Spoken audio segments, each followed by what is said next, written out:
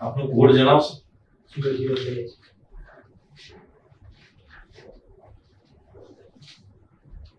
આપ આપના વિશે થોડું જણાવશો કે શું છો, ક્યાં આગળ છો ને ક્વોલિફિકેશન, એક્સપિરિયન્સ, હોબી અને આપની લાઇકિંગ ડિસલાઇકિંગ પર જી સર મેં 2018 માં મારું ગ્રેજ્યુએશન બીકોમમાં કમ્પ્લીટ કર્યું હતું.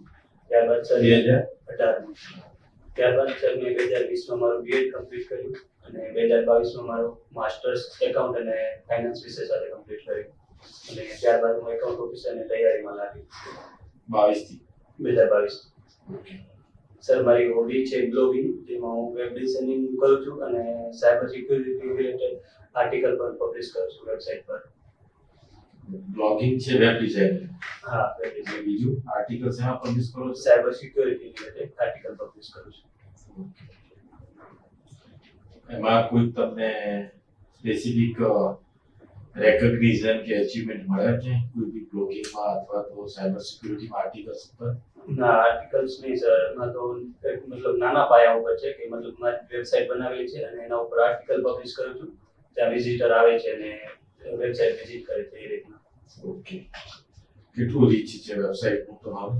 હાલમાં તો સર 150 થી 200 વ્યક્તિ આવે છે ડેઈલી આવે છે. હા. અને એમાં રિપીટેડ કેટલા અને નવા કેટલા આવે છે?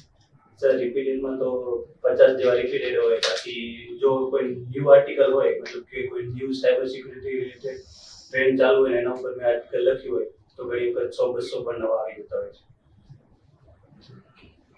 વેબ ડિઝાઇનિંગનું ભવિષ્ય ખરું એઆઈના સમયમાં? હા સર, પણ હવે જો વેબ ડિઝાઇનિંગ છે જે પહેલા થતું HTML, જાવા, પાયથન ઉપર થતું એ રીતના નહીં, પણ હવે સીધું જો બ્લોક એડિટિંગ જે થાય છે સીધું કોપી કટ એન્ડ પેસ્ટ એ રીતના થશે એના કારણે. વેબ ડિઝાઇનિંગમાં what is the static and dynamic pages? Sir મતલબ મેં વેબ ડિઝાઇનનું કોઈ કોર્સ નથી કર્યું, બટ એઝ અ હોબી છે ને એટલા માટે મેં નોર્મલ HTML લેંગ્વેજ શીખી છે. સારું. તમારો કોઈ જોબનો એક્સપિરિયન્સ ખરો કે? ના સર, જોબનો તો એક્સપિરિયન્સ નથી, પણ ગામડે મોટા ભાઈની જે શોપ છે એગ્રો એન્ડ પેસ્ટિસાઇડની, તેમાં મેં એકાઉન્ટમાં જે વેકેશન સમય હોય ને ત્યારે મેં એકાઉન્ટ ત્યાં તો કરેલું. તમારું ત્યાં લાઇવલીહુડ શું છે અત્યારે? તમે કઈ રીતે તમારી જાતને સર્વાઈવ કરો છો? સર અત્યારે તો ઘરના પૈસે જ છે. ઘરના પૈસે છે. કારણ કે બીકોમ કર્યા પછી 6 વર્ષ થયા. હા, બીકોમ પછી સારું. તમે બીકોમ અને બીએડ કર્યું છે, બીકોમ તો ટીચિંગમાં તમે કોઈ કામ કર્યું છે? ટીચિંગમાં તો સર એની ઇન્ટર્નશિપ જે આપી હતી એના પછી મેં કોઈ કામ નથી કરેલું. ત્યારબાદ હું સીધો એમકોમ કર્યું અને ત્યારબાદ હું સ્પર્ધાત્મક પરીક્ષાની તૈયારીમાં લાગી ગયો. તમને બીકોમ વખતે કયા સબ્જેક્ટ વધારે? બીકોમ વખતે મને એકાઉન્ટ હતું અને ઇકોનોમિક્સ બે હતું ગમતા. અચ્છા. માર્જિનલ યુટિલિટી કર્વ એટલે શું? માર્જિનલ યુટિલિટી કર્વ સરકાર નથી. ઇન્ફ્લેશન એક્સપ્લેન કરી શકશો? સર ફુગાવો એટલે આમ તો સામાન્ય ભાષામાં એમ કહીએ કે ભાવ વધારો એટલે ફુગાવો. પણ જ્યારે ફુગાવો છે એના કારણે સર ખર્ચ અને માંગ ફુગાવો બે આધારિત હોય છે, માંગ આધારિત અને ખર્ચ આધારિત. તો માંગમાં વધારો થાય ત્યારે પણ ફુગાવો આવે છે અને ખર્ચમાં વધારો થાય ત્યારે પણ ફુગાવો કરવામાં આવે છે. ખર્ચમાં વધારો થાય ત્યારે કેવી રીતે ફુગાવો થાય? એક્સપ્લેન કરશો? ખર્ચમાં વધારો થાય ત્યારે એ રીતના કે સર જે સામાન્ય વ્યક્તિ હોય છે એનો જે ખર્ચ છે, પહેલા મતલબ ઘઉં લેવા માટે એને 40 રૂપિયા આપવા પડતા હતા. હવે ઘઉં લેવા માટે 1 કિલોમીટર 50 રૂપિયા આપવા પડે છે. તો એ ખર્ચમાં વધારો થયો, તો એને ખર્ચ ઇન્ફ્લેશન કહી શકાય.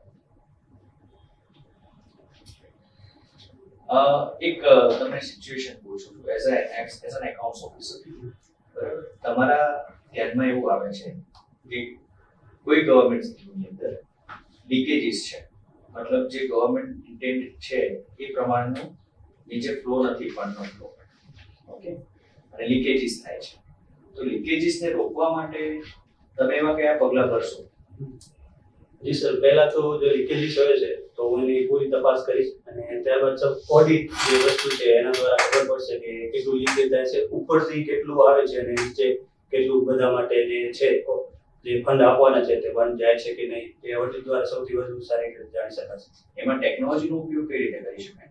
સર ટેકનોલોજી જેમ અત્યારે એકાઉન્ટના બધા બિલો છે સરકારના ગવર્મેન્ટના IFMS સોફ્ટવેર પર છે, તો એ રીતે જો બીજું કોઈ સોફ્ટવેર વિકસિત હોય તો એના આધારિત જે ટેકનોલોજી યુઝ કરી અને લીકેજ જાણી શકાય છે. અત્યારે ગવર્મેન્ટ ઓફ ગુજરાતે પૈસા કરીને સોફ્ટવેર લોન્ચ કર્યું છે. ના સર, ખ્યાલ નથી સર સોફ્ટવેરનો તો. બીજું એક તમે કીધું કે એગ્રો પેસ્ટિસાઇડ ના બિઝનેસ સાથે તમારું કામ રહ્યું છે. એકાઉન્ટિંગ કામ રહ્યું છે. હા. તો એના ચેલેન્જીસ ઘણા બધા છે પેસ્ટિસાઇડ રિલેટેડ. હા, પેસ્ટિસાઇડ. તો તમારું ગ્રામીણ બેકગ્રાઉન્ડ મને લાગી રહ્યું છે. તો ગ્રામીણ કક્ષાએ પેસ્ટિસાઇડ કેમ યુઝ કરવું જ પડે છે ખેડૂતોને? સર, એક તો ઓર્ગેનિક ખેતી કેમ નથી કરી શકતા? સર, ગ્રામીણ ક્ષેત્રે એવું છે કે વધુ ઉપર મેળવવા માટે અને અત્યારે બિયારણો પણ એવા થઈ ગયા છે કે એના માટે જે પેસ્ટિસાઇડનો યુઝ કરવું પડે છે એ ફરજિયાત થઈ ગયું છે.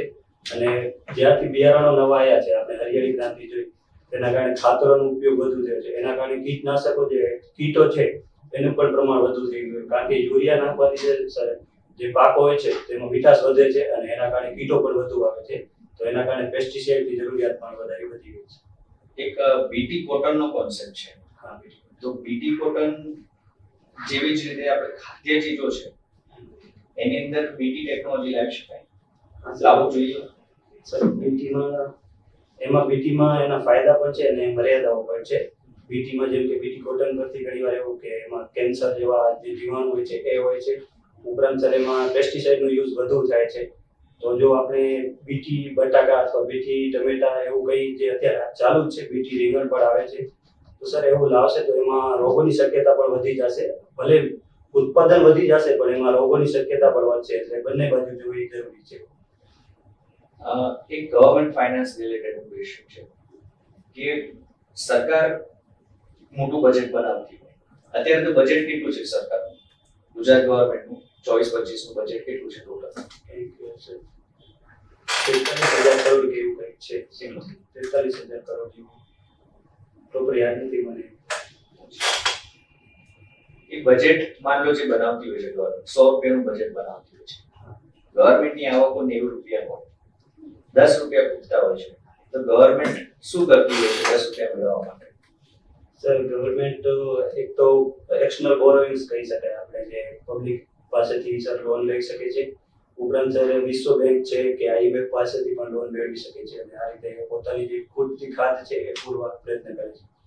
તમે એક્સટર્નલ બોરોઇંગ શબ્દ વાપરો તો એક્સટર્નલ અને ઇન્ટરનલ બોરોઇંગમાં શું ફરક છે?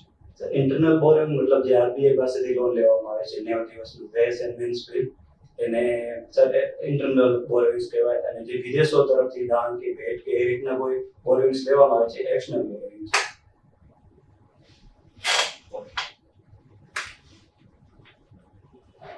તમે બીએડ પછી 2022 માં શું કર્યું? એમકોમ કમ્પ્લીટ કર્યું મેં. એમકોમ કેટલા સબ્જેક્ટ ભણ્યા તમે? એમકોમમાં સર એક તો ઇન્ટરનેશનલ ફાઇનાન્સ આવતું, જે એકાઉન્ટ એન્ડ ઓડિટિંગ હતું, સ્ટેટ આવતું, જેમાં ઓપરેશન રિસર્ચ સબ્જેક્ટ આવતું, ઉપરાંત ઇકોનોમિક સબ્જેક્ટ હતો. ઓપરેશન રિસર્ચ તમે સબ્જેક્ટ ભણ્યા, બરાબર. એમાં ટ્રાન્સપોર્ટેશન પ્રોબ્લેમ તો ભણ્યા છો? હા, ટ્રાન્સપોર્ટેશન.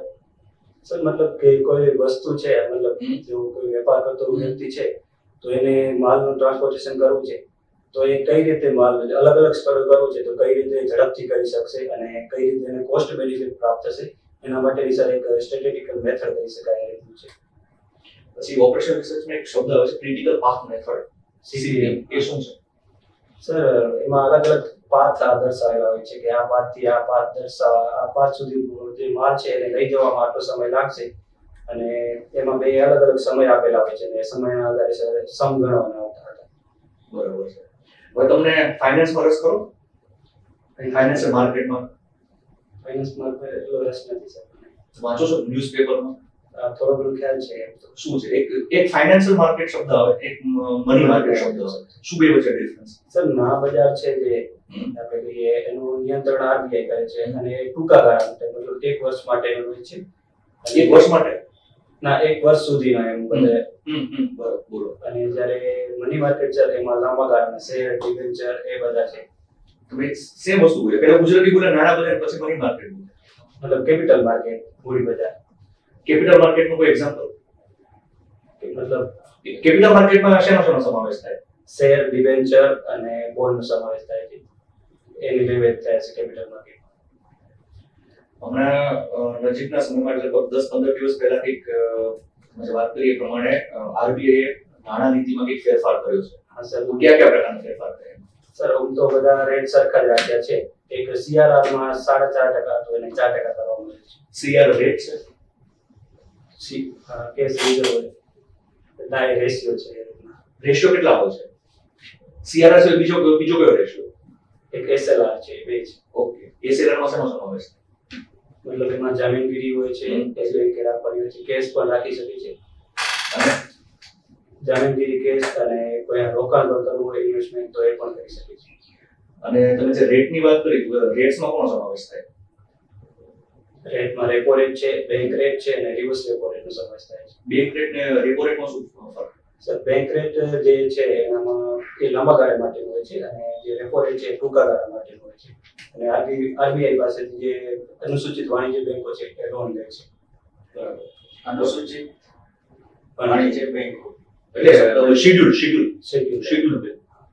અનુસૂચિત છે. અનુસૂચિમાં શેડ્યુલ એટલે એ બરાબર. હવે તમે જે રીતે કીધું કે તમારા બ્રધરને તમે અકાઉન્ટિંગમાં મદદ કરતા, બરાબર, તેમાં કઈ કઈ કામગીરી કરી તમે? સર એમાં એમાં ખાતા અલગ અલગ બનાવવાના હોય વ્યક્તિ જેમાં વેપાર કરતા હોય ખેડૂતોને તો અલગ અલગ બુક્સ રાખવાની હોય છે અને ખાતા બનાવવાના હોય છે, ઉપરાંત બિલો પણ બનાવવાના હોય છે.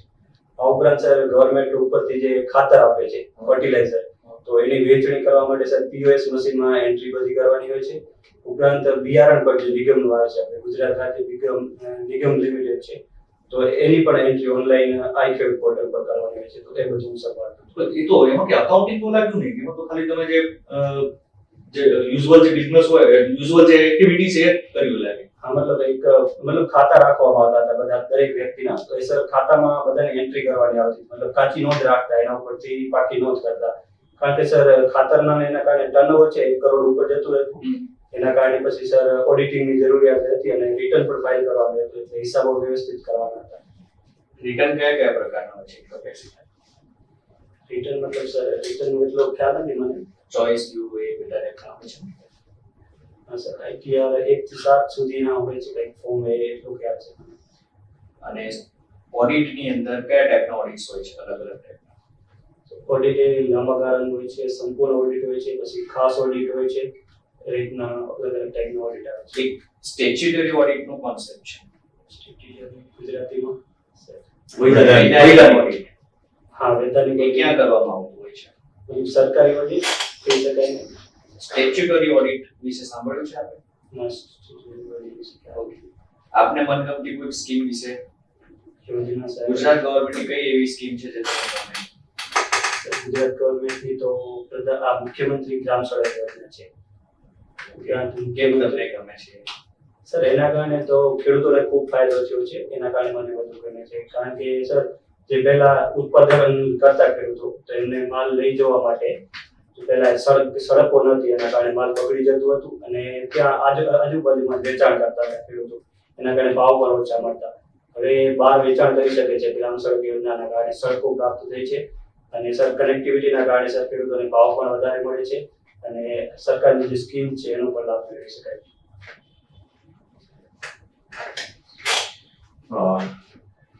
એક તમે બીકોમ એકાઉન્ટન્સી સાથે કર્યું હશે, બીએડ કયા સબ્જેક્ટમાં કર્યું? એ એકાઉન્ટન્સી છે. એકાઉન્ટન્સી કર્યું. તો મને જરાક સમજાવો ને કે નેગેટિવ કેશ ફ્લો શું છે? નેગેટિવ કેશ ફ્લો હોય છે રોકડ પ્રવાહ.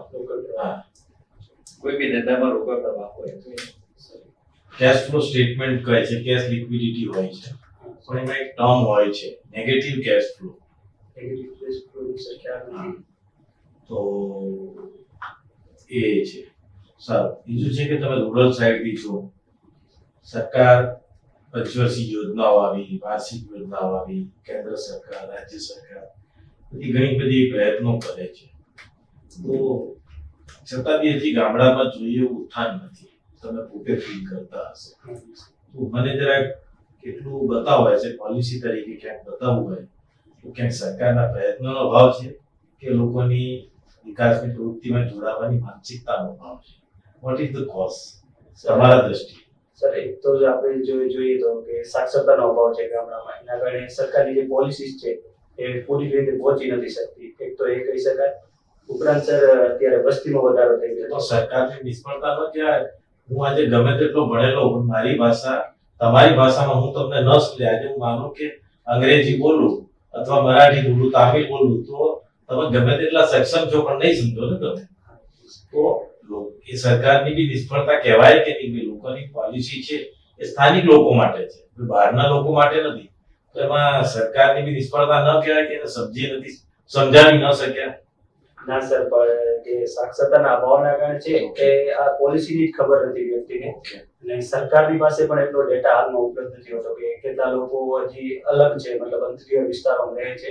એમનું પૂર્ણ ડેટા ન હોવાના કારણે સર આ યોજનાઓ છે એનું પૂર્ણ રીતે અમલ નથી થઈ શક્યું. સર, એક અગત્યની વસ્તુ મને કહો કે સરકાર ઘણી વખત કૃષિ ક્ષેત્રે માનનીય મોદી સાહેબે ઘણી જાહેરાતો કરી છે કે અમે ખેડૂતોની આવક બમણી કરી છે. એમાં જે કી કોમ્પોનન્ટ કહેવાય સરકાર, કેન્દ્ર સરકાર કક્ષાએ કયા મુખ્યત્વે 3 ઘટક તમને લાગે છે કે એમણે આ પગલા લીધા જેના કારણે સરકારની અને ખેડૂતોની આવક આજે નહીં તો કાલે બમણી થશે અથવા ઘણી પ્રમાણમાં વધશે? કયા એવા પગલા તમને તમારી દ્રષ્ટિએ 1, 2, 3 સિરિયલ પ્રમાણે લાગે છે? જી સર, એક તો સર બિયારણ અને ફર્ટિલાઇઝરમાં જે સબસિડી આપવામાં આવે છે એના કારણે ખેડૂતોની જે કોસ્ટ છે એમાં ઘટાડો થયો છે. બીજું સર, જે ખેડૂતોને એક તો હપ્તો આપવામાં આવે છે, સાધન ખરીદી માટેની સહાય આપવામાં આવે છે. આ ઉપરાંત કિસાન સન્માન નિધિ અંતર્ગત 2000 હપ્તો આપવામાં આવે છે. એ બીજું કોસ્ટ પરિબળ કહી શકાય કે જેના કારણે સર ખેડૂતોની આવક બમણી થઈ શકે. ત્રીજું સર, કે એમને જે માર્કેટ એક્સેસ છે એમાં વધારો કરવાની કોશિશ સરકાર કરી રહી છે. કે એપીએમસી જે કાયદા લાવ્યા. જો સબસિડીનો જે તમે પાર્ટ કીધો ને એ તો એ છે, પણ એમાં કોઈ એની આવક પોતે નથી વધતી, પૈસા વધે છે, કેશ લિક્વિડિટી વધે છે. પોતાની એને સરકાર કાલે ઉઠીને લાગે કે હવે બંધ કરી દેવી છે તો બંધ પણ કરી દે. સિંચાઈ ક્ષેત્રે સરકારે શું મહત્વના કદમ લીધા? પ્રધાનમંત્રી સર કૃષિ સિંચાઈ યોજના છે એના થ્રુ સર આવી જવાબની અપેક્ષા તમારી પાસેથી છે કે એના બ્રોડલી જેને કહેવાય કે ફિલ્ડ ઉપર ઇમ્પ્લિમેન્ટેશનની કઈ મહત્વની 3 વસ્તુ છે. You analyse and study it. બીજું તમે સબસિડી બોલ્યા, મને સબસિડી ઇન્સેન્ટિવમાં ફરક શું છે? પ્રોત્સાહક રકમ અને સહાય, આ 2 શબ્દો વપરાય છે. સબસિડી અને અંગ્રેજીમાં કહીએ અને ઇન્સેન્ટિવ વાપરીએ છીએ. તે બેમાં ફરક શું છે? ઇકોનોમિકની દ્રષ્ટિએ, તમે એકાઉન્ટિંગની દ્રષ્ટિએ એ બેમાં ફરક શું છે? સર, સબસિડી મતલબ આજે ખાતરો અને બિયારણ પાછળ આપવામાં આવે કે એટલી એ રકમ બધું ક્યાં આપે છે એનાથી મને મતલબ નથી. મને તાર્કિક ભેદ બતાવો કે સબસિડી કોને શું, સબસિડીની વ્યાખ્યા શું અને પ્રોત્સાહન કે ઇન્સેન્ટિવની વ્યાખ્યા શું? મને વ્યાખ્યા બતાવો, ઉદાહરણ નહીં. સર, પ્રોત્સાહન મતલબ કોઈ કાર્ય કરવા માટે સર એ ખેડૂતો જે હોય છે એમને કોઈ what is the base theme line એની અંદર નીચે? મતલબ સર પ્રોત્સાહન મતલબ કોઈ કાર્ય કરવા માટે આપણે જે મોટિવેશન આપીએ એને પ્રોત્સાહન કહી શકાય. અને સર જે આપણે સબસિડી કહીએ તો એ નાણાંની દ્રષ્ટિએ